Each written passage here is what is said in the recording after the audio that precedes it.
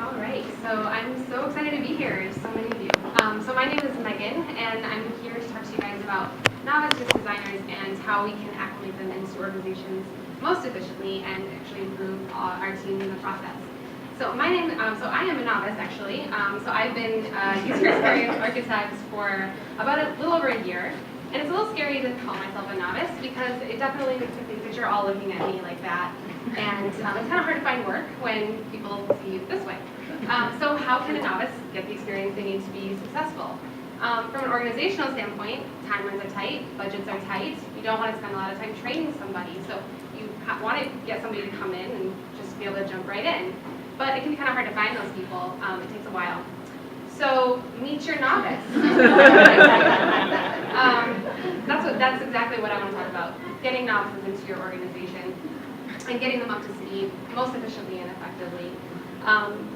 So doesn't have a preview for the next slide. So what is the value of a novice? Well, excitement. Obviously, they're new. Fresh perspective and ideas. They haven't been biased or tainted in other organizations. And understanding of the process that's ideal to help you kind of get those fresh eyes to sort of bring you back to that ideal for a given context, given projects.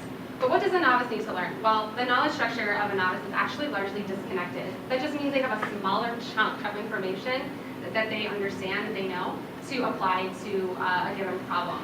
But an expert has a very highly connected knowledge structure. That means that they understand how their given knowledge in an area connects to each other so that when they go to apply that knowledge to a problem, they're able to use a larger chunk of information to apply towards that problem. And that also means that when they have new information, that they're able to apply that information or attach that information to that larger knowledge structure more quickly than a novice. So that's really what we need to support, is getting novices to understand what they understand, what they know in UX in that given area, how it connects so that they can apply it to a problem. But before I get into how we can support that process, I want to talk about what learning is for just a second. It's really important to understand that learning is a process. You're not going to be able to bestow your expert godlike knowledge onto your novice and expect that they're going to be able to understand and apply it in the exact same way that you do. And there's a really funny thing about learning, is that just when you think you've got it, the game completely changes. And you have to relearn it, you have to rethink it. So it's really important that even if you consider yourself an expert, you still see yourself as a learner. So actually by having a novice in your organization, you can support learning for your entire team and actually keep that as a priority and a conversation in your group. So how do you do that? Well, one way to start is with mentorship. So that is what I want to talk about. That's something that has worked really well for me in my organization in my first year.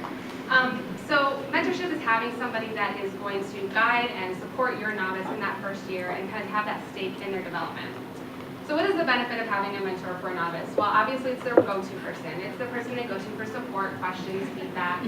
But actually having a novice will actually increase your novice's learning. So they actually can learn more faster with a mentor. And it supports scaffolding.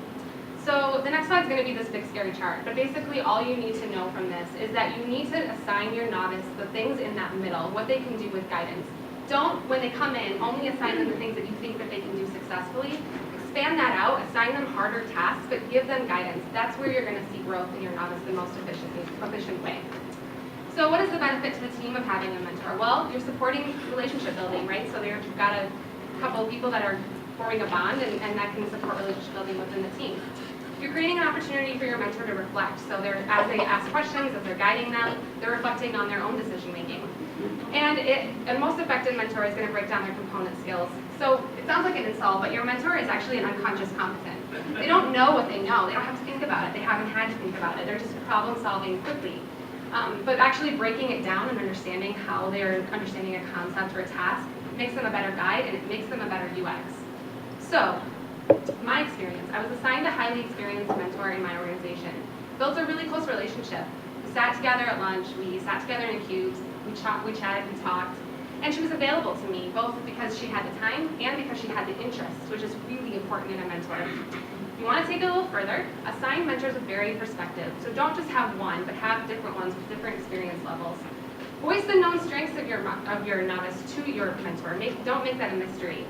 And you could potentially have your mentor actually do a concept map, so actually have them physically write down how they're understanding the concept. these are the things I didn't get to. This was a 40-minute talk that I break down to 5 minutes. So if this is on SlideShare, if you want more information about how to support your novice, then I would definitely go on there, or else feel free to chat with me later. And that was just a cute picture, so you're welcome.